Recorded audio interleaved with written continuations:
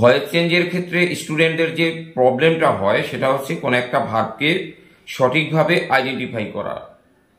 এই সঠিকভাবে আইডেন্টিফাই করা কি কোন একটা ভার্ব অ্যাক্টিভ নাকি প্যাসিভ এই জিনিসটা বুঝতে পারা। আর এই জিনিসটা বুঝতে পারলেই যে কোনো ভয়েস চেঞ্জ যে কোনো স্টুডেন্ট করতে পারবে। আমি আজকে এই পয়েন্ট ধরেই ভয়েস চেঞ্জ আলোচনা করব। আজকের আমাদের আলোচ্য বিষয় লেট যুক্ত ইম্পারেটিভ সেন্টেন্সের ভয়েস চেঞ্জ। লেট যুক্ত ইম্পারেটিভ সেন্টেন্সের ভার্বের ভয়েস চেঞ্জ করতে হলে দুটো নিয়ম আমাদের ফলো করতে হয়।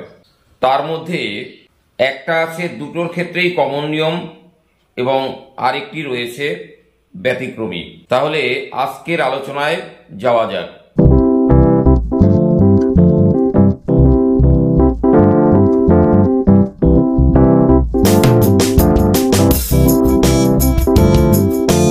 ধরো প্রথমে একটা সেন্টেন্স আছে লেট মি সে সামথিং। আমরা ফরমেশনটা একটু দেখি। শুরুতেই আছে লেট, লেটের পরে অবজেক্ট আছে মি, তারপরে ইনফিনিটিভ আকারে একটা ভার্ব আছে সে। এই সে মানে হচ্ছে মূলত টু সে, তারপরে রয়েছে সামথিং। তাহলে এক্ষেত্রে আমাদের লেটের প্যাসিভ হবে মে বি অ্যালাউড টু। আমরা কিভাবে ভয়েস চেঞ্জটা করব? লেটের পরে যে মি আছে অবজেক্টটি সেটাকে সাবজেক্ট করে নেব আই। আই এর পরে লেটকে প্যাসিভ করলে হবে মে বি অ্যালাউড।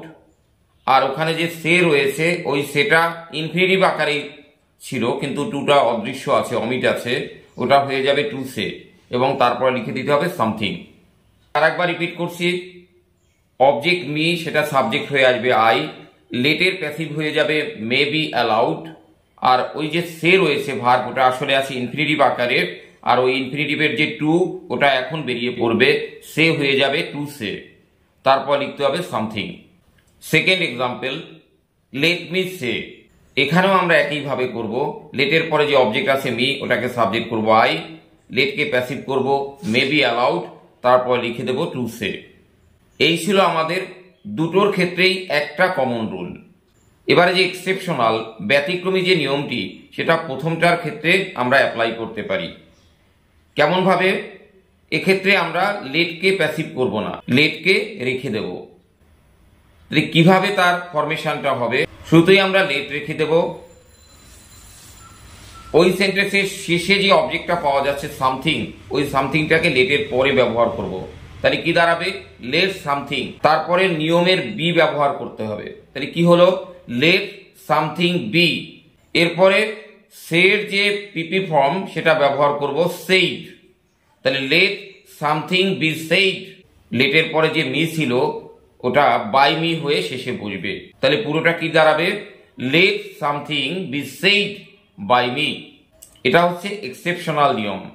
এখানে লেটকে রেখে দেওয়া হচ্ছে এবং প্যাসিভ করা হচ্ছে লেটকে রেখেই লেট, তারপরে রয়েছে বি সেইড। এটা হচ্ছে তোমার প্যাসিভের ফরমেশন। তারপর শেষে আমরা লিখে দিলাম বাই মি। কিন্তু প্রথমে আমি যে কমন রুলটি বললাম এই রুলটি যদি আমরা দুটোর ক্ষেত্রেই অ্যাপ্লাই করি তাহলে ভয়েস চেঞ্জটি খুব সুন্দর হবে।